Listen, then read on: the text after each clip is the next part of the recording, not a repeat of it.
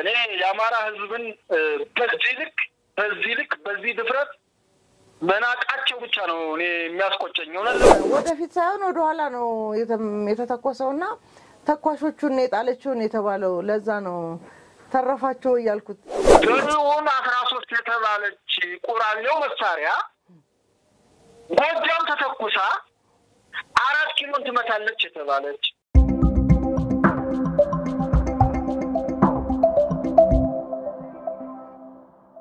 ሰላም ጤና ይስጥልኝ እንዴት ናችሁ ክብራትና ክብራን የሐቅና ሳቅ ሚዲያ ቤተሰቦቻችን ተመልካቾቻችን እነሆ ለዛሬ በዕለተ ሐሙስ ወደናንተ እናደርሰውን የተለያዩ ርዕሰ ጉዳዮች ያዘ ፕሮግራማችንን ወደናንተ ማድረሳችንን እንቀጥላለን። እንግዲህ እንደተለመደው ከስፍራው ዛሬ ደግሞ ቴድሮስ አያሌው ወደ ስፍራው ተመልሷልና ከስፍራው የሚያደርሰን አዳዲስ መረጃዎች ይኖራሉ። ከዛ ፊት ግን እንደተለመደው ከወደ ትግራይ አካባቢ አንዳንድ ሐሳቦችን አጋራችኋለሁ። ምናልባት ለየት ያለ ነገር ይመስለኛል ሰሞኑን በትግራይ አካባቢ እየተፈጠረ ያለ ነገር በዚህ የተለየ በመንለው ጉዳይ ደግሞ የወጣቶቹ ተሳትፎ በጣም በሚገርም ሁኔታ ራሳቸውን ለነጻነት ትግል እያዘጋጁ እንደሆነ በተለያዩ ማህበራዊ ሚዲያዎች እየገለጹ ይገኛሉ።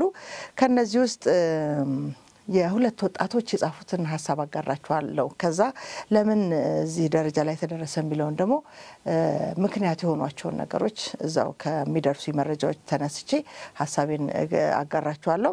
መፈናፈኛ ነጻነት ስትፈልግ የመኖር መብት ስትነጠቅ በሁሉም አቅጣጫ መታገል ትጀምራለህ። መሳሪያችንን አንስተን ከሰኔ 21 2013 በፊት ወደ ነበርንበት ተመልሰናል ይላል አንድ ወጣት። በተመሳሳይ በምርጫና ፍላጎታችን በሰላም መኖር ካልቻልን ሳንወድ ጸረ ጭቆና ትግል ለመጀመር ክላሽ ልናነሳ ተገደናል፣ ወደ የትግራይ በረሃ ተጉዘናል ይላል ሌላ ወጣት። እነዚህ ወጣቶች እንግዲህ በማህበራዊ ገጽ ያስተላለፉትን የላኩትን በፎቶግራፍ የተደገፈ ሐሳብ ነው። እንደሚታወቀው እንግዲህ ላለፉት 5 ወይም ከ2013 ዓመተ ምህረት ጀምሮ ያለው የወጣቶቹ ወደ ጦርነት ዘምቶ የዘመቱበት ዓላማና ውጤት አብሮ አለመሄዱ ብቻ ሳይሆን ጭራሽ እነሱ እንደ ጠላት ተቆጥረው እያሳደዷቸው ያሉት ትጥቃቸውን ያልፈቱ የሌላ አካባቢ ምናልባትም ተጥቅፈተው በሰላም መኖር የሚገባቸው ወጣቶች ይሄንን ባለማድረጋቸው ለሌላው የአካባቢ ወጣት በጣም ስጋት ፍርሃት መፈናፈኛ እስኪያጡ ድረስና ተመልሰው በፊት ከተሰለፉለት ዓላማ በተቃራኒ ደግሞ ወደ በረሃ ጉዟችንን ጀምረናል የሚሉ ወጣቶች በስተዋል። እውነት ለመናገር አንዱ በተለይ ያንድ በክልሉ ባሉ የፖለቲካ ፓርቲዎች በሐሳብ ለመታገል ወደ ሐሳብ መድረክ መተን ችግሮቻችን መፍታት እንችላለን የሚያምን የነበረ ወጣት ነው ተመልሶ ወደ በረሃ መሳሪያ አንስተን ልንታገል ትጥቃችንን ይዘን ወደ በረሃ ተመልሰናል የሚል ሐሳብ ያጋራንና ይህ በክልሉ በትግራይ ክልል ማለት ነው ምን ያህል አስከፊ ሁኔታ ተፈጥሮ ወጣቶች ነጻነታቸውን ፍለጋ በሐሳብ ሞግተው የፖለቲካ አጀንዳዎቻቸውንና አይዲዮሎጂያቸውን አቅርበው መልስ የሚያገኙበትን ሙግት ማግኘት ስላልቻሉ ከዛም በዘለለ በህይወታቸው ላይ በጣም ስጋት አደጋ የሆነ አደረጃጀት እየተፈጠረ እንደሆነ ሲገባቸው ነው ተመልሰው ለነጻነታቸው ራሱ የህወሓት ያደራጀውን የሰራዊት አካል ለመታገል ወደ በረሃ ተመልሰው እየሄዱ እንደሆነ በተለያዩ አጋጣሚዎች እየተገለጹ ይገኛሉ። ይህ ምናልባት ህወሓቶች ሁሉ ጊዜ እንደምንለው በሰላም መኖር ስለማይችሉ ብቻ እነዚህን ወጣቶች በሰላም ሊያኖሯቸው አልቻሉም ብቻ ሳይሆን ህዝብ እንደ ህዝብ በሰላም እንዳይኖር የታጠቀ ኃይል ህገወጥ በሆነ መንገድ ወደ ከተማ ገብቶ እንደፈለገ አካባቢውን ተቆጣጥሮ በጣም በሚያሳዝን ሁኔታ እኔ ሰሞኑን ስሰማ የነበረው ነገር ከመቀለ አካባቢ ነው። በርግጥ ሌሎች አካባቢ ላይ እንደዛ አይነት ነገር መኖር እርግጠኛ አይደለሁም። የሆነ አካባቢ ላይ የዛ አካባቢ ወጣቶች ተደራጅተው የሌላ አካባቢ ወጣት እዛ አካባቢ ድርሽ እንዳይል የተለያዩ ህገወጥ ስራ የሚሰራበት አካባቢ ማስተዳደር ጀምረዋል። በየቦታው የተለያዩ ወጣቶች ማለት ነው። ይህ ማለት መንግስት የሌለበት ሀገር ምናልባትም ከዚህ በፊት ሶማሊያን ስንገልጽበት የነበረ ባህር የተላበሰ ከተማ እየሆነ መጥቷል ክልል እየሆነ መጥቷልና ይሄ ደግሞ ህወሓቶች በጣም የሚመኙት የሚፈልጉት እነሱ የሚኖሩት በዚህ የገበያ ግርግር እንደሆነ ስለሚያውቁ እያዩ እንዳላዩ እየተፈጠረ ያለው ሁኔታ ወዴት እያመራ እንደሆነ እንኳን ወይ መገመት አልቻሉም ወይም እየሆነ ያለው ነገር እንዲሆን ፈልገዋል ብለን እንድንቀበል የሚያደርገን ሁኔታ በመፈጠሩ ምክንያት ይሄ ጉዳይ ያሳሰባቸው ወጣቶች ናቸው እንግዲህ ይሄ በጦርነት ካልሆነ ስልጣን ላይ ካልወጣ በስተቀር ሁሌም ህዝብን በባርነት ጭቆና ውስጥ በህዝቦች አንቃ ላይ በመኖር ብቻ በሚያገኘው እርካታ መኖር ካልቻለ ለህዝቡ ሰላም የማይሰጣውን የህወሓትን የነበረውን ወይም ደግሞ ዝም ብሎ በነበር ምናልፈውን ትላንትና በጥፋት ዛሬም በጥፋት ላይ ያለን ስብስብ ለመታገል ወደ በረሃ ተመልሰን ገብተናል የሚሉ ወጣቶች እየበረከቱ ይገኛሉ ከዚህ ጋር በተያያዘ ትላንት ደግሞ የደረሰኝ መረጃ ምንድነው ሰሐርቲ ሳምረ የሚባል በትግራይ ይሄ ደቡብ ምስራቅ አካባቢ የሚባል በጣም ኃይለኛ ትግልና እንቅስቃሴ ያደረገ ያለ ማህበረሰብ ነው ባለፈው እንግዲህ የማህተም ነጠቃ የተጀመረበት አካባቢ እንደማለት ነው እዛ አካባቢ ያለው የማህበረሰብ ክፍል ነገር ግን ይህ ኃይል ይህ የማህበረሰብ መነቃቃትና ህወሓትን የመቃወም ሂደት ያሰጋቸው የነ ደብረጽዮን ምንድነው ቡድን አካባቢው ላይ የተለያዩ ማህበረሰቦችን በማሰባሰብ የሚሊሻ ስልጠና እየሰጡ ይገኛሉ በዚህ የሚሊሻ ስልጠና በርግጥ አብዛኛው የማህበረሰብ ክፍል ይሄንን ስልጠና ለመውሰድ ፍቃደኛ ባለመሆኑ ተቃውሞ እያሰማ ይገኛል ምናልባት ለምን ይሄንን ማድረግ ፈለጉ ብለን ስናስብ ወደ ትላንትና ባህሪያቸው ስንመለስ አንድን ማህበረሰብ እንደ ሀገርም ከፋፍሎ እርስ በርስ በማጋጨት እርስ በርስ ጠላትነት ውስጥ እንዲገቡ በማድረግ እርስ በርሱ በሚጋጭበት ጊዜ እነሱ በሰላም የመኖር ፍላጎታቸውን ለማሳካት ከትላንት ባህሪያቸው ዛሬ የሚያስቀጥሉት ስብእናቸውን የሚገልጽ ሂደት እንደሆነ ነው መረዳት የሚቻለው ስለዚህ እኔ በቅርቡ በጣም በሚያሳዝን ሁኔታ አንድ በዲያስፖራ አካባቢ ያለ በቀደም ሲል የመንግስት የፌደራል መንግስት ደጋፊ ነበር የትግራይን ህዝብ ህወሓት ሊያደርስበት ከሚገባ መከራ ነፃ ለማውጣት በመሰለን መንገድ ሲታገል የነበረ ወጣት በቅርቡ ስለ እንደርታ ህዝብ የተናገረው ነገር ሰምቻለሁ ቪዲዮም ሰርቶ በግልም እኔን ምንድነው የሚባለው የነቆረበት ነገር ሰምቻለሁና ምንድነው እዚህ ላይ የገባይ ነገር ከዚህ ሳምረ ሰሐርቲ ማህበረሰቡን ወደ ተለያየ አመለካከት አምጥቶ በማጋጨት መኖር መፈለግ ከዚህኛው አጀንዳ ጋር የተያያዘ ነገር መስሎ ስለተሰማኝ ነው ምን ይላል ወጣቱ የእንደርታ ህዝብ ታጋይ ነው ወይስ ገዳይ ነው የሚል ርዕስ የሰጠውን ፕሮግራም ተመልክቼ ነበርና እንደ ምሳሌ የሚያመጣው በእንደርታ ተወላጅነታቸው የታገሉ በቀድሞም በዚህ በ17 አመቱ የትግል ዘመንም በኋላ በዚህ በፌደራል መንግስት ወደ ትግራይ ክልል ሲገባ እንደሚታወቀው እና መምህር የማነ ንጉሴ የተገደሉበትን ታሪክ እየጠቀሰ ያወራልና እነዚህን የእንደርታ ወጣቶች የገደሏቸው ራሳቸው የእንደርታ ወጣቶች ናቸው ይላል አሁን ይሄ ደግሞ ቀደም ሲል በነ ጆቤ የሚባለው ጀነራል ያው በኮቴሽን ውስጥ እንዳለ ሆኖ እንደተለመደው አበበ ተክላይ ማለት የሚባለው ሰው በእንደርታነቱ እንደሚታወቅ ነው የሚነግረን እኔት እንደሆነ አላቀም ግን እሱም በበረሃ በ17 አመቱ የበረሃ ቆይታው ብዙ የእንደርታ ተወላጆችን ሲገድል የነበረው እሱ ራሱ የእንደርታ ተወላጅ ሆኖ ነው ይላልና ይሄ ዛሬ ላይ በዚህ በሰሐርቲ ሳምረ እንዲሆን የተፈለገው ነገር እርስ በርስ የማጋጨት ሂደት የትላንትና ታሪካቸው ነው የሚለውን የኋላ ታሪክ አምጥተን ዛሬ ላይ እያሰለጠኑ ያሉትን የሚሊሻ ሰራዊት በዚህ አጋጣሚ እንዲደርሳቸው ከተቻለ እኔ እንዲደርሳቸው ጥራለሁ ትላንት በእናንተ ስም ትግላችሁን ልጆቻችሁን የሰጣችሁበትን ምናልባትም አገር መንግስትም እንሆናለን ብላችሁ በተሳሳተ መንገድ ያቆማችሁት ስርዓት መልሶ እናንተን ስማችሁን የሚያጠፋበት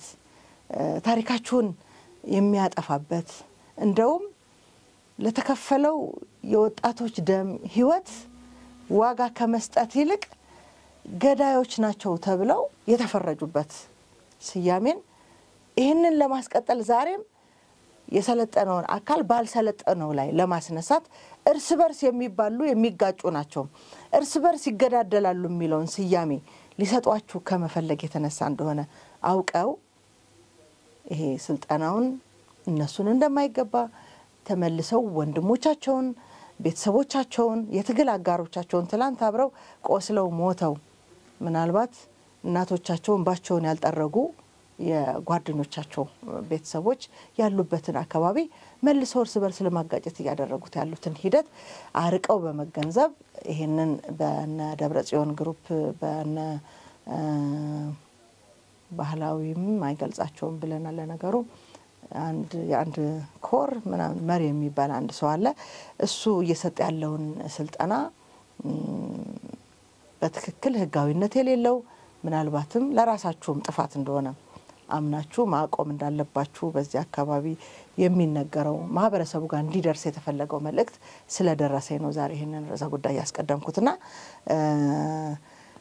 በተወሰነ መንገድ ጠላትን ቀደም ካልቀደምከው ወይም በሱ እኩል ካልተራመድክ ምንድነው የሚባለው ትበላለህ ወይም ትሸነፋለህ ነውና ዛሬ እንደ መልካም አጋጣሚ ቆጥረው እናንተን ያሰለጠኑ ያሉት ለመልካም ሐሳብና ለመልካም ውጤት እንዳልሆነ እንዲያውቁት አስገንዝቢልን መረጃውን አድርሽን ያሉኝ ሰዎች ስለደወሉልኝ ነው በዚህ ጉዳይ ላይ ሰፋ ያለ ሰዓት መስጠት የፈለኩት ይደርሳችኋል ብዬ አስባለሁ ምናልባት የታጠቃችሁ ትጥቅ ነገ መልሳችሁ ከልጆቻችሁ ጋር ከጓደኞቻችሁ ጋር ሊያባሏችሁ ሊያገዳድሏችሁ ያው ነው ታሪካቸው እንደ ትላንት ነው ሊሏችሁ ስለሚፈልጉ ብቻ እንደሆነ አውቃችሁ ከዚህ ስተት እንድትታረሙ ምናልባት መልእክቴ ከደረሳችሁ ሐሳቤን ላጋራችሁ ፈልጋለሁ እዳለው ላለው የሳርቲ ሳምራ አካባቢ ያለ የሚሊሻ አሰልጣኞች ጉዳይ ነው አሁን በዝርዝር ያወራሁበት ያው ቀደም ሲል የሽምቅ ውጊያ ለማድረግ ወደ በረሃ ገብተናል ያሉ ወጣቶችም ቁጥራቸው ከጊዜ ወደ ጊዜ እየበረከተ በተለይ ደግሞ ዲዲአርን ሲጠብቁ የነበሩ ምናልባት በተለያየ መንገድ እነሱን ለማማለያ የሚጠቀሙባቸው የተለያዩ ስጦታዎች አምነው ሲጠብቁ የነበሩ ወጣቶች ናቸው ጉዳዩ እሱ እንዳልሆነ ገብቷቸው ጭራሽ ያንዳ አካባቢ ማህበረሰብ በሌላ ላይ እንዲነሳ እየተሰራ እንደሆነ እኛም በተለያየ የሚዲያ አጋጣሚዎችን ሐሳቡን ስናጋራ ስለነበር በተለይ ደግሞ በክልሉ ያሉ ወጣቶች በጣም በሚገርም ሁኔታና በሚገርም ጀግንነት ይሄንን ኡነታ ደፍረው ሚዲያ ላይ ይወጡ ያጋሩ ስለነበር መረጃው ይደርሳቸው ይመስለኛል ከተለያዩ ካምፖች ወደ የቤተሰቦቻቸው ወደ ቅድም እንዳልነው ራሳቸውም ጽፈው እንደበተኑት ወደ ተለያዩ የትጥቅ ጎዳናዎች ይሄዱ እንደሆነ ሰምተናል በርግጥ ይሄ ሁኔታ ለህዋቶች ምንድነው የምንለው ሰርግና ምላሽ ምክንያቱም ማህበረሰቡ እርስ በርሱ ካልተጋጨ እነሱ በሰላም መኖር አይችሉም ሁሌም በማጋጨትና በማባላት እነሱ ሰላማቸውን ያገኛሉ ተጨማሪ የቢዝነስ አጋጣሚዎቻቸው ይፈጠሩላቸዋል ማምሻም እድሜ ነው የሚለው እነሱ በእያንዳንዱ ቀን የህፃናትን ደም ህይወት በመገበር በእነሱ የሽምግልና እድሜ ላይ ግን እድሜ የሚጨምሩበት አጋጣሚ እንደሆነ ተረተው የክልሉ ምናልባትም የእድሜ ባለጸጎች እውነተኛ የእምነት አባቶች አሁን የምናያቸው አይነት ሳይሆኑ እውነተኛዎቹ ጥንት የነበረው ማህበረሰብ አንድ ችግር ሲያጋጥመው በራሱ መንገድ የሚፈታበት ትልቅ ትውፊት ያለው ማህበረሰብ ነውና እነዚህን ተጠቅመው አሁን ለህዋት ሰርግና ምላሽ ማድመቂያ የሆነ ምናልባት እንዳይቀጥል ጉዳዩ መመለስ ማስተማር መገሰጽ ያስፈልጋል ብዬ አስባለሁ ሌላ መንገድ መጠቀም የተሻለ ነው ብዬ ነው ማስበው ምናልባት ይህ ችግር ለመፍታት በርግጥ የትግራይ ህዝብ ጉዳይ ብቻ የሚፈታው አይመስለኝም ደጋግሜ እንደምናገረው በሌሎችም አካባቢዎች አሉ የክልል አመራሮች ማህበረሰብ በአጠቃላይ ኢትዮጵያውያን ይህንን ጉዳይ ዛሬ ላይ መፍትሄ የሚያገኙበትን ሁኔታ የራሳችንን አስተዋጽኦ ብናበረክት ያው በታሪክም በምንድነው የሚባለው በወርቅ መዝገብ ስማችን ይጻፋል አንድን ማህበረሰብ ለማዳን ከሌላ አካባቢ እናቃለን በመጀመሪያው የጊዜ አስተዳደር ወቅት ከተለያዩ አካባቢዎች ለማህበረሰቡ የሚያስፈልገውን ስንቅ ገንዘብ እየተዋጣ ይሄድ ነበር በርግጥ በወቅቱ የተረጋጋ ሁኔታ ስላልነበር ጉዳዩ እየተደረሰ ማንጋስ ገባ የሚለው ነገር ለማጣራት ጊዜ አላገኘንም ግን በአጠቃላይ የማህበረሰቡ ግዴታ ግን ተወጥቷል ብለን ነው የምናስበው ኢትዮጵያዊው ያደረገውን ነገር ዛሬም መድገም ያስፈልጋል ለሰላም እጃቸውን እንዲዘረጉ ምናልባትም በህግ ተጠያቂነት ስጋት ውስጥ ያሉ አካላትም አላቅም አንድ ሌላ አማራጭ ካለ እሱን ታሳቢ ተደርጎ ዛሬ ህዝቡ ላይ ክልሉ ላይ እንዲፈጠር የተፈለገውን ሁከት ብጥብጥ የርስ በርስ ግጭት ማስቆም ይቻልበት ነገር ላይ ሁላችንም ብንሳተፍ መልካም ነው ላለው በጣም ይገርማል ምናልባት TDA ማህበር ልማት ትግራይ ከተመሰረተ ከ30 40 አመት በላይ ይሆናል ብዬ አስባለሁ ምክንያቱም እነሱ ገና በ17 አመቱ የትግል ዘመን በረሃ ያሉ እንደተቋቋመና ለትግራይ ልማት የተቋቋመ ድርጅት እንደሆነ ሁላችንም እናውቃለን በርግጥ ስያሜውና ተግባሩ የትየለሌ ነው የሰማይና የምድርን በለው 30 አመት ሙሉ ስለ የኤሌመንተሪ ትምህርት ቤት ተማሪዎች ድንጋይ ላይ የተቀመጡ በሳር ክዳን ላይ የሚማሩ የትምህርት ቤት ቅርጽ ያለው ወይም የቆርቆሮ ክዳን ያለው ትምህርት ቤት እንኳን በፎቶግራፍ እንኳን የሚያውቁ አይመስለኝም ህፃናቱ የተማሩባቸው ትምህርት ቤቶችና አንዱ የዚህ ልማት ማህበሩ ዓላማ በማህበረሰቡ ያሉ በተለይ ማህበራዊ ችግሮች የትምህርት ቤት የጤና ኬላ ማህበረሰቡ ደግሞ ካቅሙ በላይ በሆኑ የኢኮኖሚ ችግሮች ላይ ሲገኝ የተለያዩ እገዛዎችን ያደርጋል ተብሎ የተቋቋመው ድርጅት በዚህ ባለፈው ጦርነት ወቅት የተለያዩ የድርጅቱን የህወሓትን ድርጅት ስምና ዝና ከፍ ለማድረግ የተደራጁ ወይም የተቋቋሙ ሚዲያዎችን በመደጎም ከክልሉ ፕሬዝዳንት የነበሩት የህወሓት ነበሩ ሊቀመንበርም ዶክተር ደብረጽዮን ፊርማ ያረፈበት ለሚዲያ ሽፋን ያው ብዙዎቹ እንደምታውቋቸው የቲዲኤ ገንዘብ የትገባ ብሎ የሚጠይቁ የዲያስፖራ ማህበረሰብ እየተፈጠረ ነው ከዛ አንፃር ይመስለኛል ትላንትና በተለያዩ ማህበራዊ ገጾችም የደረሰ ለኔም በግል የደረሰኝ መረጃ በደደቢት የሚባል አንድ ሚዲያ ለዛ ግለሰብ የተሰጠውን በኢትዮጵያ ብር ሲመነዘር ወደ 31 ሚሊዮን የሚገመት ዶክተር ደብረጽዮን የፈረሙበት በጀት እንደተመደበለትና የቲፒኤልኤፍን ስራ ይሰራ እንደነበር የሚገልጽ መረጃ እየወጣ ይገኛል እንግዲህ ይህ ገንዘብ ምናልባት ቀድሞ ከነበረው የተለያዩ የትግራይ ተወላጆች እኛም ከ20 አመት በፊት ተጣሪዶ በነበረኝ ቆይታ ማህበር ልማት ትግራይ ማቋቋም እየተባለ ከደሞዛችን ይቆረጥ እንደነበር እናውቃለን እንደው ማስተዋወሳለሁ ይሄንን የማህበር ልማት ትግራይ ገንዘብ የምትሰበስብ ጸሐፊያችን በተመሳሳይ እስቲ የቢሮ ውስጥ እቁብ እናቋቋም ብላ አንድ ጊዜ እቁቡ ደረሰኝና ልክ የቲዲኤውን ደሞ ልትወስድ ስትመጣ የቲዲኤ እቁብ ግን አይወድቅም እንደ ብያት ተሳስቀናልና ያኔ ጀምሮ ሲሰበሰብ የነበረው ገንዘብ እንዳልኳችሁ ለማንኛውም የትግራይ ተወላጅ በየትኛው መንገድ ደረሰኝ ሲል ሰምተነው አናውቅም ትምህርት ቤት ተሰራለት ሲባል አልሰማንም እንደው በቅርብ በለውጡ አካባቢ ራሱ በዚህ በቅርቡ በነበረው የለውጥ ጊዜ አቶ ታደሰ የማነ ሊመሩት ወይም በዳይሬክተርነት ይመሩት የነበረ ድርጅት ነው መጨረሻ ላይና ያኔ እሳቸው በተሾሙ ጊዜ ቴሌቶን እየተዘጋጀ ያኔም ካብዳስ ናብ ክላስ የሚል ከዳስ ወደ ኖርማል ክላስ እንዲመለሱ ህፃናት የሚል አጀንዳ ተነስቶ ነበር ቴሌቶኑ ሲሰበሰብ የነበረውና እኔ እንኳን በትንሹ 30 አመት ታሪኩን ስሰማ የሚያሳፍርና የሚያሳዝን ታሪክ ያለው ድርጅት ነው ከዛም አልፎ ግን ለትግራይ ህዝብ ጥፋት መኸተ ተብሎ በውጭ ሀገር የሚገኙ የትግራይ ተወላጆች ለመኸተ ገንዘብ ሲያሰባስብ የነበረው ድርጅት TDA ገንዘብ ያሰባስብ ነበር ስንል ለመኸተ TDA ቢያንስ ለወጣቶች እልቂት የራሱን አስተዋጽኦ አበርክቷል ይያልን ነው ከዛም አልፎ የሐዋላ ስራ ይሰራ የነበረ ድርጅት ነው ለትግራይ ህዝብ የሚላክን ገንዘብ ህጋዊ በሆነ መንገድኛ እናድርስ በሚል በሚያሳዝን ሁኔታ ከትግራይ ህዝብ ለትግራይ ህዝብ ከሚላክ ገንዘብ በፐርሰንት እየቆረጠ ጥቂት ሰዎች ባለጸጋ ባለሀብት የሆኑበት ድርጅት ነውና ከምንም ነገር በላይ ዛሬ የሰማነው የሚያሳዝነው ነገር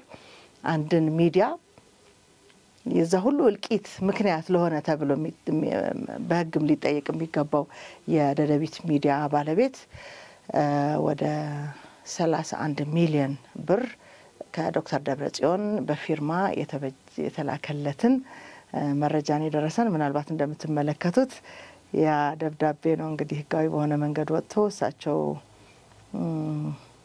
የጻፉበት የፈረሙበት ደብዳቤ ነው የደረሰንና ይሄን ይመስላል እንግዲህ የትግራይን ጉዳይ ስናነሳ ጥፋት ብቻ የሚነገርበት ክልል ሆኗልና ይሄንን ማስቆም እንዴት ይቻላል የሚለውንም በውስጣችን ያሰብን ይሄንን ፕሮግራም እንድንሰማው ያለውንም መረጃ እንድታቆብዬ ነው በዚህ ልክ ወደ ዝርዝር ጉዳዮች ገብቼ ዛሬ ይሄንን ፕሮግራም ያቀርብኩላችሁ እስቲ ዛሬ እንግዲህ የትግራይን እዚህ ላይ እናብቃና ወደ አማራ ክልል ደግሞ ከስፍራው ቴድሮስ አያሌው ወደሚያደርሰን መረጃ ልመልሳችሁ መልካም ቆይታ ይሁንላችሁ ሰላም ቴዲ እንዴት ነህ ሰላም ደህና ነኝ ይሰማል አቤ ይሰማል እንዴት ነሽ መልካም ደህና ነኝ እንግዲህ ወደ ስፍራው ተመልሰህ ደግሞ ከስፍራው መረጃ አልታደርሰን እንደተዘጋጀህ አውቃለሁና እስቲ አካባቢው ላይ ያለውን ሁኔታ በተለይ ደግሞ የት አካባቢም እንዳለህ ብትነግረን መልካም አቤ ያው እንግዲህ ሰሞኑን አዲስ አበባ መቆየቴ ይታወቃል ነገር ግን የኔ ስራ ከጀግና ኢትዮጵያ መከላከያ ሰራዊት ጋር ድጋፍ ሰጪ ስለሆንኩኝ እንግዲህ ግንባር ወደ ፊት ለፊት ተመልሻለሁ ግንባር እንኳን ነው ወደ ስፍራው ተመልሰናል እዚህ አሁን ያለው ወልዲያ ከተማ ነው እዚህ ወሎም አካባቢ ያለውን አጠቃላይ በአማራ ክልል እንግዲህ አልቅበት ዘመቻ አሁን ደግሞ ከዚህ በፊትም ብለናል የመግለጫ ጋጋታ አሁንም የተለመደ መግለጫ ተሰጥቷል አቤ እንደሽ እንደሆነ ዘመቻ አንድነት የሚል የማህበራዊ ሚዲያ ቅስቀሳ ጀምረዋል እና ዘመቻ አንድነት እንግዲህ አውጀናል ብለዋል እንግዲህ በዘመቻ አንድነት እንደሚመጣ ማለት ነው እኔ የማውቀው አንድነት በንግግር በመደማመጥ በመነጋገርና አንዱን በመቻቻል የሚመጣ እንጂ አንድነት በዘመቻ ይመጣል እንግዲህ እነ ማርሽት ከትላንት ጀምሮ ዘመቻ አንድነት ብለዋል እና በዚህ ጉዳይ ያለውን ነገር በልልሽና ከዛም በኋላ በአካባቢው እየተደረገ ያለውን እንቅስቃሴ ወደ መግለጽ ይገባሉ ማለት ነው ተፈቀሽልኝ እንግዲህ ዘመቻ አንድነት ብለው ከትላንትና መጋቢት 10 2017 ዓመተ ምህረት ጀምሮ በነ ዘመነ በኩል ያለው ግሩፕ ማለት ነው ጀምሯል እንግዲህ አማራ ክልል ላይ በሚታወቅ በሁለት ካታጎሪ በሁለት ጎራ የተከፈለ እንቅስቃሴ ይካሄዳል አንደኛው በነ እስክንድር ነጋ ራሱን ቢያገልብ በነ ኮሎኔል ፋንታውን የሚመራው ቡድን አለ ሁለተኛው እንደገና ደግሞ በነ ዘመነ በነ ምሬ የሚመራው ግሩፕ አለ እና ሸዋም ላይ ስቴጂ በመከታውና በደሳለኝ ነው በጎጃም ላይ ስቴጂ በካፒቴን ማስረሻና በዘመነ ካፌ ነው ጎንደር ላይ ስቴጂ በነ ደረጀና በነ ሀብቴ ነው ወሎ ላይ ስትመጪ ደግሞ በነ ፋንታው ኮሎኔል ፋንታውንና በነ ምሬ ወዳ የሚመራው ቡድን ነው በራሱ ደግሞ እዛው በምሬ በሚመራው ቡድን የተለያየ ፍላጎትና የተለያየ ጎጠኝነት ስሜት ያለው አንዱን የሚያግጥበት አንዱን የሚያፈልበት ለምሳሌ ሰሞኑን የባለሽርጡ አዛዥ የነበረው ምክትል አዛዥ የነበረው እንድሪስን ከጊራና አፍለው ወስደው በኮሎኔል ፋንታውን ላይ ዘመቻ ክፈት ብለው ቅስቀሳ ከእንትን ካሉ በኋላ ያን በድርጅቱ ውስጥ ተቃውሞ በማቅረቡ ምክንያት ይሄ ልጅ ታግቶ እንደነበር ይታወቃል አሁን ትላንትና አንዳንድ ሚዲያ ጭምጭምታ የሚወጣው ደግሞ እንደረሸኑት ነው እየተገለጸ ያለው እንግዲህ ማፈንስ መረሸንስ ምን አመጣው የሐሳብ ልዩነት ካለ መጀመሪያ ሐሳብ ልዩነትን ማስተናገድና ወዳመኑበት ሐሳብ ወደ አንድ መምጣት እንጂ የሚጠበቅባቸው አንዱ ያጠፋ ከኔ ካልኩ ውጭ አይነት አካሄድ እየተከደ ያለበት ሁኔታ ነው ያለው። እንዲሁም ደግሞ በነ ኢንጂነር ደሳለኝ ማለትም በነ ተፈራ ማሞ እና በነ መከታው ወይም በነ እስክንድር ነጋ በሚመራው ደግሞ የሸዋው ግሩፕ አለ። ይሄ ደግሞ የሸዋው ግሩፕ ምንድነው መከታው ራሱ የሚመራው የኮር አደረጃጀት አለው። በዛኛው ደግሞ የሸዋ አማራ ፋኖ ሸዋ ሚል ግንባር አለ።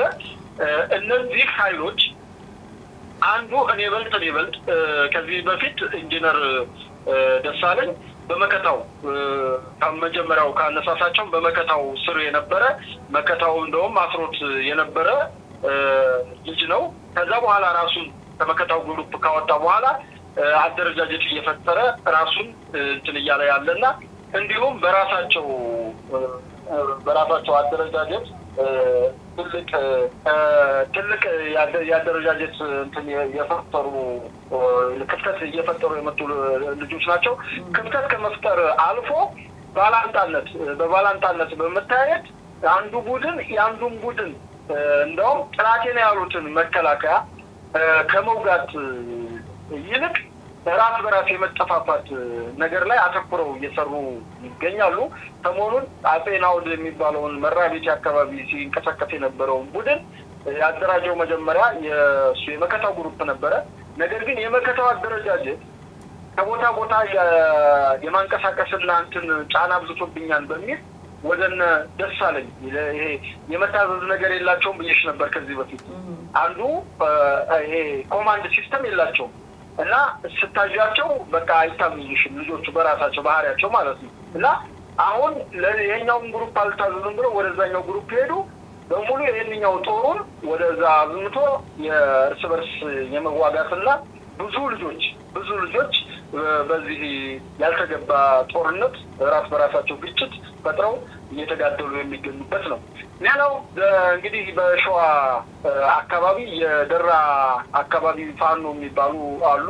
እነሱም በሽምግልና ሲሰሩ የነበሩ ሰው ነበሩ። ጋሽመልስ ማነው እና እሳቸው ይቅርታ ለስማቸው ትልቁ ሸበቶ ሰውዬ ናቸው። እሳቸውን አሁን አፍነው እነ መከታው ይዘዋል። እነ መከታው ይሄን ያደረግንበት ብለው የሰጡት ምንድነው ሰውዬው ሲሰልሉን እና የኛ ቡድን እንዲፈርስ ያደርጉና አግኝተናል በማለት ኦፕሬሽን ሰርተው ሰውዬውን አግተው ይዘዋል። እንግዲህ በአንድ በኩል ነፃ ወጣሃለው ይላሉ፣ በአንድ በኩል ደግሞ ያግታሉ።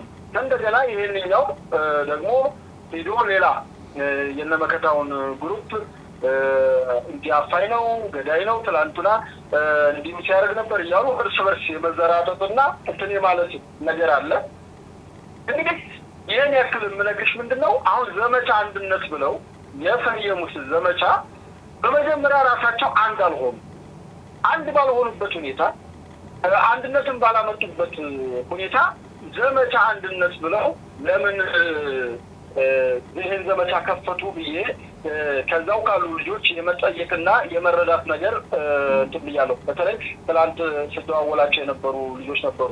ምንድነው እንደውም ያሉኝ እንደውም ዘመቻው መከላከያ ጋር እንዳታስበው መከላከያ ጋር ሳይሆን እርስ በርስ ተወጋግተው ለማለት ያመጡት እንትን አጀንዳ እንጂ አቅም ኑሯቸው መከላከያን የመዋጋት አቅም ኑሯቸው መከላከያን የትም ቦታ ሄደው የመዋጋት ሞራል የለም አይደለም። መከላከያው ሊዋጉት ይቀርና መከላከያው ሲሄድ አይግባኛቸውን እየገቡ በገደል የሚያልቁት በጣም ብዙዎች ናቸው።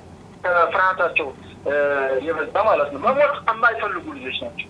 እና ይሄን ዘመቻ የሰጧቸው አንደኛ ኡጋንዳ ያለው ቡድን ምንም ጭር ሲል አልወድም አማራ ክልል ላይ ምንም አይነት ሰላም እንዲፈጠር የማይፈልግ እገታዎች እንዲካሄዱ ግድያዎች እንዲካሄዱ የሚያዝ እንደገና ደግሞ ከዚህ አሜሪካና ከአውሮፓ የሚያዟቸው አሉ።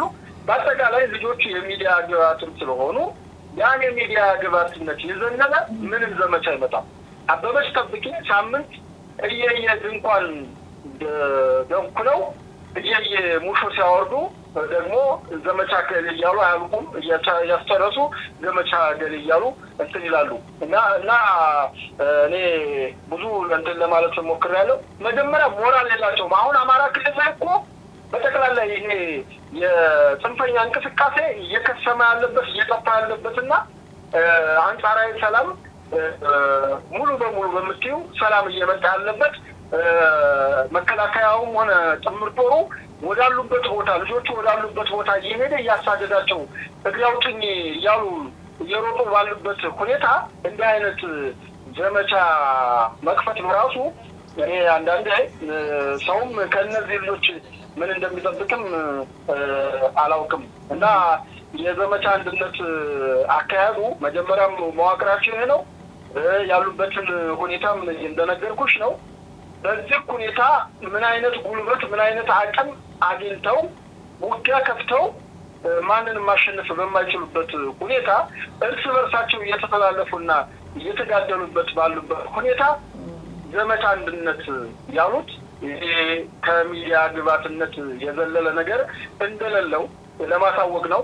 ሌላው እኔ ወደ አማራ ክልል ስመጣ በመሰረቱ ውድ ሀቅና ሳቅ ቤተሰቦችም ሆናችሁ ይህን የምታዳምጡ መላ ኢትዮጵያ እንድታውቁ የምንፈልገው አንድም ፖለቲካሊ ትርፍ አይደለም የምንፈልገው እኛ እውነታውንና ሀቁን ከስፍራው ተረድታችሁ እኛም ከዋሸን ከቦታው ደውላችሁ ቤተሰቦቻችሁን አነጋግራችሁ እውነት እንደሚባለው ይህ የጸረ ሰላም ኃይል የጽንፈኛ ቡድን ራሱን ፋኖ ብሎ አገራይቶ በሰሜኑ ጦርነት ጊዜ ያልነበረ ዘራፊ ቡድን የዛኔ በዛ የተነሳ እንዲህም አለ እንዴ ብሎ የገቡ ልጆች የፈጠሩት እንትን ነው።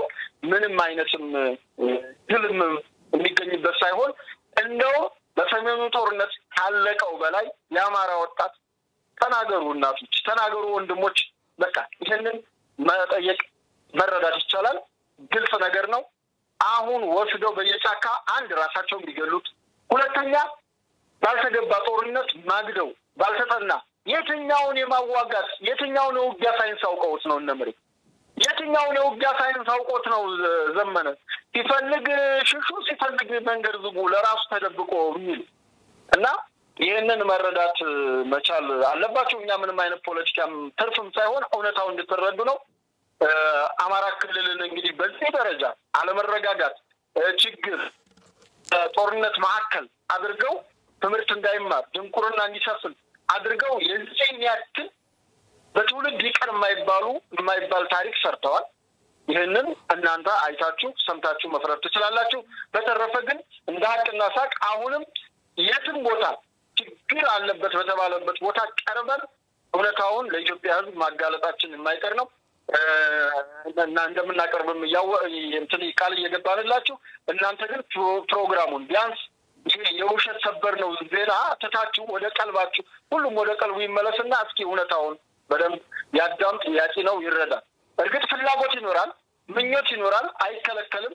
ነገር ግን ያለ መሬት ላይ ያረጋገጠ ትግል መቼም በህልሜ ጥሩ ነገር አይቻለሁና በእውን የሚያነ ነገር ላግኘው በህልሜ ቤት ከነዳው በእውን ቤት ልንዳ ማለት አይቻልምና ከእውነታው ጋር እንላተም።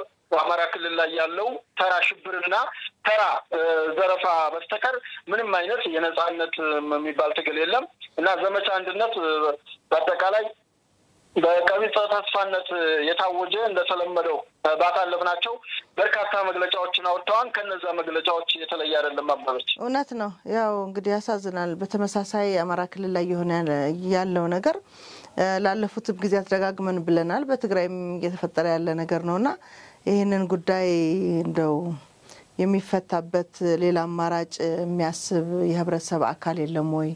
ምን ሌላ እንቅስቃሴ ይደረጋል? ሁሌ ስለ አካባቢው ላይ ስላሉ በተለይ ደግሞ ጽንፈኞቹ የሚታወኑት ነገር ነው፣ የታወቀ ነገር ነው። ይሄ በየጊዜው አዳዲስ ሐሳብ አዳዲስ ምንድነው የሚባለው ይሄ መፈክር ቃል ያወጡ እድሜ ማራዘሚያ እየተጠቀሙ እንደሆነ ይታወቃልና ይሄንን በእነሱ በኩል ያለውን ነገር እንተውና ምክንያቱም ላለፉት 2 አመታትም የታየ ለውጥ ስለሌለ ህዝቡ ወይም ከማህበረሰቡ ከምሁራን እንደው እንደ መፍትሄ የሚቀመጥ ነገር የለም። ምናልባት እዛ አካባቢ ስላለ ምን ይታሰባል ሌላ? መልካም ያው እንግዲህ የመፍትሄ ሐሳብ ያው የመንግስት አካል ነው አሁን ጥሪ ያቀረበ ያለው እና እንደገና ደግሞ ባሳለፈው ሳምንት የምክክር ኮሚሽኑ የተኩስ አቁም ይደረግ አይነት ጥሪ ያቀርበው ነበርና እኔ በዛ ላይ እንደውም አቤ ዝም ብሎ የተወሰነች ነካረጋትና አለፈ። በመጀመሪያ ኮማንድ የላቸውም ብዬሻለሁ። አሁን ተኩስ አቁም ቢባል እነሱ ያቆማሉ ወይ? መጀመሪያ እነሱ ያቆማሉ። አንደኛ አድራሻው ትክክል ነው ወይ?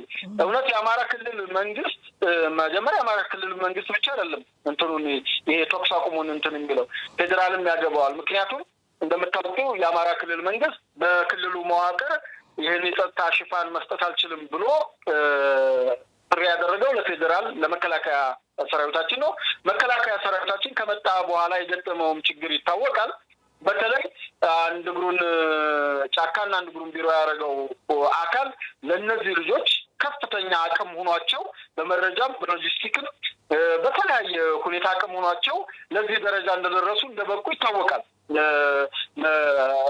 እንትናቸውን አቅማቸውን ያሳደገላቸው እዚሁ ላካል ያንን በመስከረም 26 2017 ወጃ ከታወጀ በኋላ የውስጥ የሚባሉ እንትኖች ተጠርገው ከታሰሩና እንትን ካለ በኋላ ትግሉ መልክ ይዟል።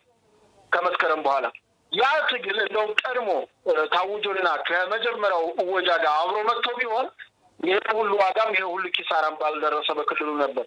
ነገር ግን አሁን የአማራ ክልል መንግስት የምክክር ኮሚሽኑ ነው እንግዲህ ጥያቄ ያቀረበው። እንደገና በክልሉም ደግሞ የሰላም ካውንስል የሚባል ተቋቁሞ በራሱ በገለልተኝነት እየተንቀሳቀሰ ያለና እንደውም መንግስትን አብዝቶ የወቀሰ ምክንያቱም ለሰላም ቁርጠኛ አይደለም እያለ እንትን የመጠየቅና ወደ ሚዲያ የማውጣት ነገር ነበረ። ከዛ ውጭ ያለው ይሄ ምሁራን መማክርት የምትይው ነግሬሻለሁ። ከዚህ በፊት ፕሮግራም ሰርተንበታል። ምሁራን መማክርቱ የለም። ጸጥታ ዝምታን የመረጠው አገር ሲፈርስ አገር እንትን ሲል እኔ እነዚህን ደናቆርቶችን ዝም ብሎና ፈርቶ በዚህ ሰዓት ክልል የዚህን ያክል ምስቅልቅል ሲወጣ አካባቢ የተወለዱበት አካባቢ የዚህን ያክል የጦርነት አውድማ ሲሆን በዝምታ ማየት የመፍትሄ ሀሳብ የመፍትሄ አካል አለመሆን በራሱ በታሪክ ያስጠይቃል። እና ምንም አይነት የምሁራን ጣልቃ ገብነት አይታይም። ነገር ግን ይሄ ምክክር ኮሚሽንና የሰላም ካውንስሉ ያቀረቡት ጥያቄ አለ። ለክልሉ አቅርበዋል። የክልሉ መንግስት አቶ ረጋ ከበደ እና መላ ካቢኔያቸውን ይዘው ነው የጠበቁት። ያንን ጥያቄ አቅርበዋል። እንግዲህ ከመንግስት በኩል ያለው ምላሽ እኛም እንጠብቃለን። ግን እንደኔ ባለኝ ሀሳብና ልጆችን በማውቃቸው ልክ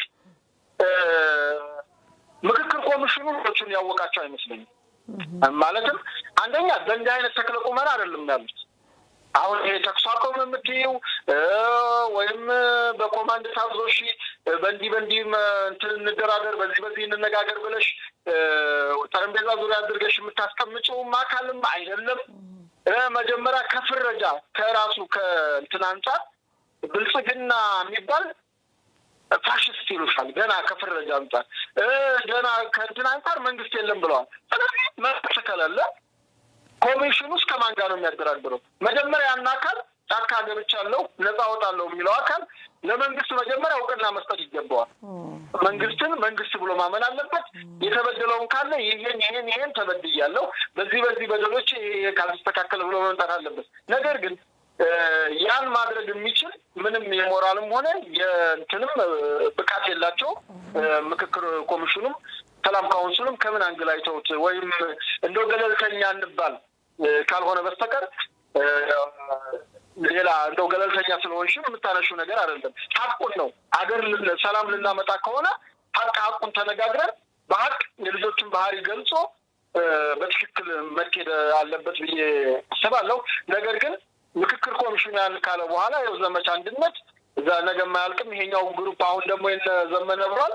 የነ ፋንታውን ግሩፕ ደግሞ ነገ ዘመቻ ገሌ ብሎ ባለፈውን በርግጥ የነ ፋንታውን ግሩፕ እንግዲህ የሞተብን የሚሉት ኮነሬሉ ከናጃቢዎቹ ጎንደር የሞተውን እዛ መኪና ሲያቃጥሉ ከነበሩት ዘመቻ ገሌ ብለው ጀምረው ነበረ። አሁን ደግሞ እነዚህ ዘመቻ አንድነት ብለዋል። ዘመቻ ከማለት ከተለመደ መግለጫ የዘለለ እንትን አይኖራቸውም። ምሁራን ግን በዚህ አጋጣሚ ምሁራንም የሃይማኖት አባቶችን በእርግጥ የሚንቀሳቀሱ አሉ። የሃይማኖት አባቶች፣ አገር ሽማግሌዎች፣ የአካባቢው ጉዳይ አሳስቦት ነገር ግን መልእክቴ ለምሁራኖች ነው። ጥያቄሽም ከምሁራንና ከአካባቢው ተጽዕኖ ፈጣሪ ሰዎች አኳያ ስለሆነ የጠየቅሽኝ ዝምታችሁን ስበሩት። በቃ ምንም የሚያስፈራ ነገር የለም። በቃ ሞት እንደሆነ አይቀርም። ሞት ማንም ሰው ይሞታል። ግን እውነቱን ተናግረን እንሙት።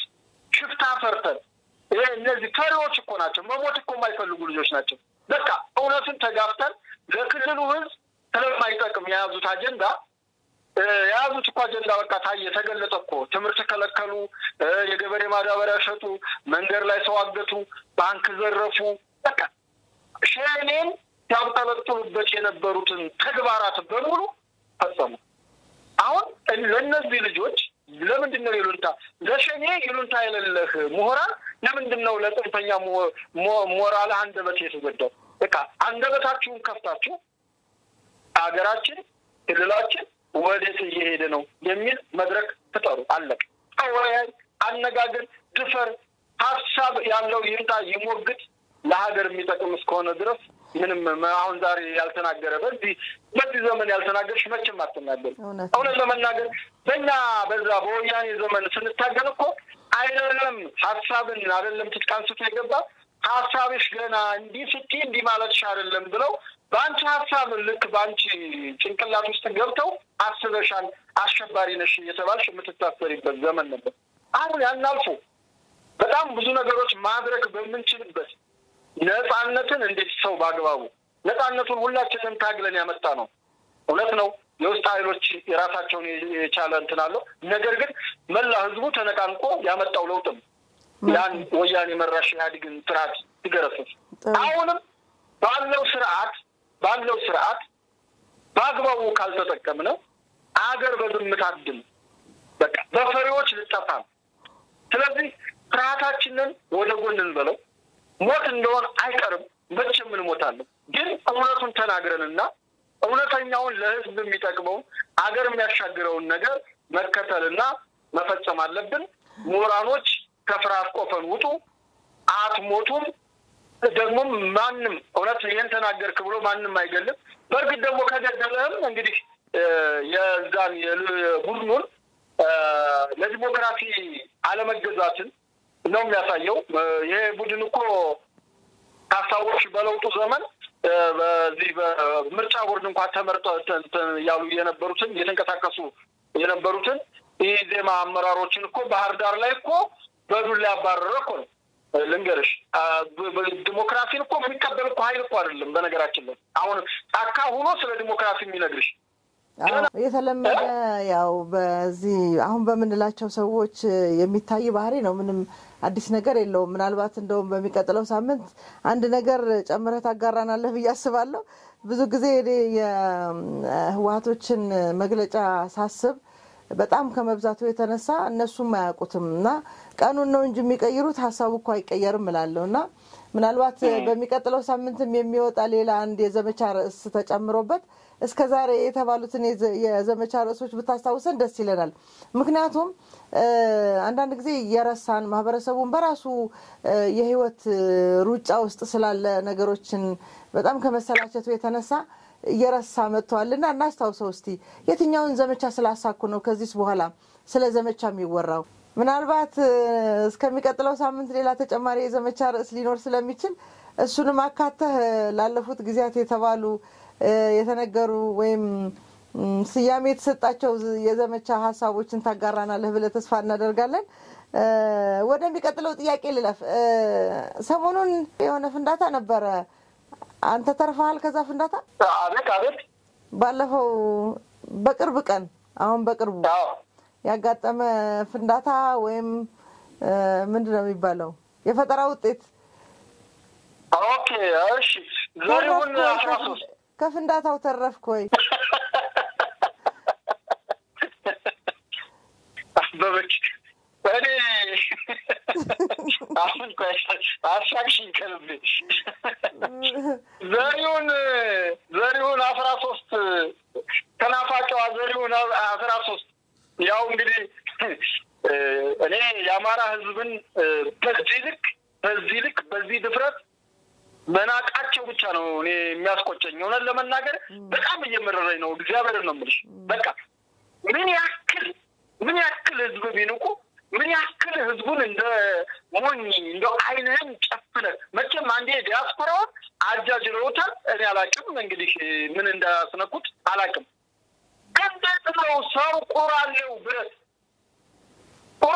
ብረት በየዶ በጥቁር አንትረስት ቀለም ቀብቶ ሮኬት ባሩድ አስገብቶ በክብሪት ሲለኮስ እንደሚፈነዳ እማያውቅ አለ ወይ እንደው በቃ እንደው የከተማ ልጅ እንደው የሆናችሁ እንደው የምትሰሙ ሮኬት ትልልቅ ሮኬት 5-6ቱን ጠቅልላችሁ አንድ ያፈንዱ ውጤት ነው እንዴ አይተነደሩ ነው ማፈንዳት ይቻላል ነገር ግን እንዴት ነው ዘሪውን 13 የተባለች ቁራሌው መሳሪያ ጎጃም ተተኩሳ 4 ኪሎ ትመታለች የተባለች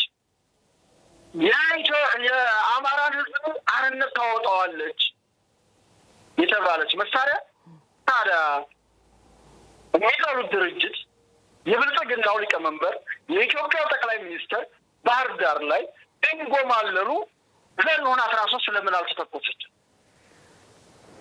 ከእንደገና አይተሻት ከሆነ ልክ ያለው ምስል ከራሱ ከማርሸል ፀሐይ ገጽ ላይ ነው የወሰድኩት አድማጭ ተመልካቾች እንደገና አንደኛውን ደግሞ ከዛው ዘመቻ ክፍል አንድ የገጠር መንደር ተቆጣጠርን እያሉ ራሳቸው ከፍርሃትና ከመርበድበድ ስሜት ሳይወጡ ህዝቡን አይዞ ጀግና አማራዬ በርታ እያሉ በሶሻል ሚዲያ ሲቀሰቅሱ የሚያሳይ ምስል ልክ ያለው እሱን በደንብ ይታይ በዚህ ልክ ነው የአማራን ህዝብ የናቁት እና እኔ ምን አይነት ድፍረት ምን አይነት ድንቁርና ምን አይነት ንቀት እንዳላቸው ታዩ ከዚህ በፊት ልክ በመጋባት ማከላይ መንግስቱን በሰሩት እንትን ከመጥላት አቋያ ምናምን እስኪ ተከልን ብለን እንየው የምትል ምን ይያሉ ነው እኒ ልጆች ለነገስ ምን ይሉን ነው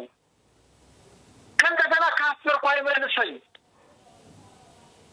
አይመልሰኝ አይነት አካሄድ ነው እየተካሄደ ያለው እውነት የአማራ ህዝብን ይቺ አሁን የሚሉ አቆራሌ ነፃ ታወጣለች ከማንስ ነው ነፃ የሚያወጡት ወደፊት ሳይሆን ወደ ኋላ ነው የተተኮሰውና ተኳሾቹን የጣለችውን የተባለው ለዛ ነው ተረፋቸው ያልኩት አይሽኮን ተክላላኮ እነሱ ይሉልሽ ወደ ኋላ እንደምትፈነዳ ስለሚያውቁ ያስቀመጧት ዛፍ ስር ነው ዛፍ ስር አስቀምጠው ያሉት እንትን የለኮሷት ተኮሳ መለኮስ በይ ተለኮሰች ስትለኮስ ሰዓቱ ሲደርስ በክሩ ሄዶ ባሩድን ያፈነዳዋን ትፈነዳለች ወንድ ከሆኑ ለምንድነው ቀንቡላው ሲወጣ ይሄድ ታርጌት አርጎ አይምታ ኦን ታርጌት ሄዶ ዛማዶ ጋራ እንግዲህ አይደለም ዛማዶ ጋራ እኮ በእነሱ ሳቤ እኮ አዲስ አበባ ደርሳለች ስንት ማይል ኪሎ ሜትር አቋርጣ 560 ኪሎ ሜትር አቋርጣ እኮ አድርሰዋታል 4 ኪሎ ይቅርብንና እዛው አካባቢ የሆነ ጋራ እሷ ተተኩሳ ስትመታ ያሳዩኝ እንደማርሸት አረጋግተው ይቅራሱ አሁን በዚህ የሚሸወድም የአማራ ህዝብም ካለ እንግዲህ አላውቅም እግዚአብሔር ከዚህ ያድነው ይሰውራል ከማለት እንትን ያለ ምንም ነገር የለኝም ብቻ የልጆቹ ኮሜዲነት የልጆቹ ቀልድ በዚህ ልክ ይዟል ዘመቻ አንድነት ያሉት መገለጫው ዘሪውን 13 ብሎ ያፈነዷት ሮኬት ነች ከዛው የዘለለ ምንም ተግባር የላቸውም ቀልድ ነው ያዙት ጨዋታ ነው ያዙት በአማራ ህዝብ ቁማር ነው ያዙት የአማራን ህዝብ የነሱ የፖለቲካ መጫወቻ እንዲህ አልኩት እንዲህ አረኩት ገሌን እንዲህ በየሰደብኩት እንዲህ ምላሽ ሰጣሁት ከንትና ጋር እንደራደርም አንነጋገርም በሱ መቃብር ላይ ነው ሙቼ ነው ለሱ ጋር መቆሙ ፎቶ ምንሳው ትናንትና አብረው ጋሼ ታላቁ እስክንድር ሲሉት የነበረውን ሰውዬ እኮ ታራክሱ ታላቁ ያልነው ታናሽ አርገነዋን ይያሉ ሲፎክሩበት ፎቶውን ሲቀዱ ደረታቸው ላይ ለብሰውት የነበረውን ቲሸርት ለባንዲራው እንኳን ሳይጨነቁ ለኩሰው ያቃጠሉ እንግዲህ ሰውየውን ቀደው ያወጡት ሞትላታለን የሚሏትን ባንዲራ እኮ ያው እስክንድርን አቃጠልና በአካል ያገኙት ይመስል እኔ በአካል ያገኙት ምን ያክል ስጋውን ጠብሰው ሊበሉት እንዳሰቡ አላውቅም እና በግልክ በጥላቻና በድንቁርና ዓለም ውስጥ ያለ ቡድን ነፃ ያወጣኛና ነፃ አስተሳሰብን ያመጣልኛል። ለነገስ ህዝቡ ከዚህ ቡድን ምን አይነት የዲሞክራሲ ትሩፋት ነፃነት አግኝቶ ነው እነሱ በመሰረቱት ስርዓት ላይ ሀሳቡን በነፃነት ተናግሮ እነሱን መገልመጥና መናገር የሚችለው? የህዝብ አገልጋይ ስለመሆን ዝግጁ ናቸው ወይ? የአገልጋይነት መንፈስ ሳይሆን እነሱ ላይ የሚታየው የሽፍትነት መንፈስ፣ የጎረምስነት፣ የመንደር ወጣትነት፣ በቃ ወሮ በላነት፣ አረጎራው ከማለት የዘለለ በየፈፋው በየጎረባው በየገደሉ ከመከላከያ ተጠልሎ ከመፎከር የዘለለ ስለፊት ተዋግተው ነፃ ሊያወጧት አይደለም። መልካም ሲጀምር ነፃ ማውጣትም መጀመሪያ የሚቀርመው ከምን መሰለሽ አቤ? አይምሮ ይቀርማል። ከመንፈስ ራስን መጀመሪያ መንፈስሽ ነፃ ካልሆነ አንቺ የምታፈፍኒው ባንቺ መንፈስ ያለውን ነው የምታላብሽብኝ። እውነት ነው። መልካም እንግዲህ የፈጠራ ውጤቱን እናደንቃለን። መቼም እነዚህ በተማሪዎች የፈጠራ ውጤት ሂደት ቢሆን እናደንቃለን። ምክንያቱም ዘመኑ ይህንን የፈጠራ ውጤት ስለሚያበረታታ ለጥፋት ሳይሆን ለልማት የሚውሉ የፈጠራ ውጤቶችን ለማለት ፈልጌ ነው። እነሱ እንዳልከው ነው እንግዲህ እዛ አካባቢ ያለው ነገር ምናልባት ማህበረሰቡ ከኛ በላይ ይረዳዋል ብዬ አስባለሁ። ማህበረሰቡ የእውነት አሁን እነሱ በሚያደርጉት ነገር ይገለጻሉ የሚል እንኳን እዛ አካባቢ ያለው ራሱ ህዝቡ እኛም ማናምንበት ነገር ነውና መፍትሄ ይበጣል ብዬ አስባለሁ። ምናልባት ሰዓታችንን ለመጠቀም የማጠቃለያ ሐሳብ ካለ?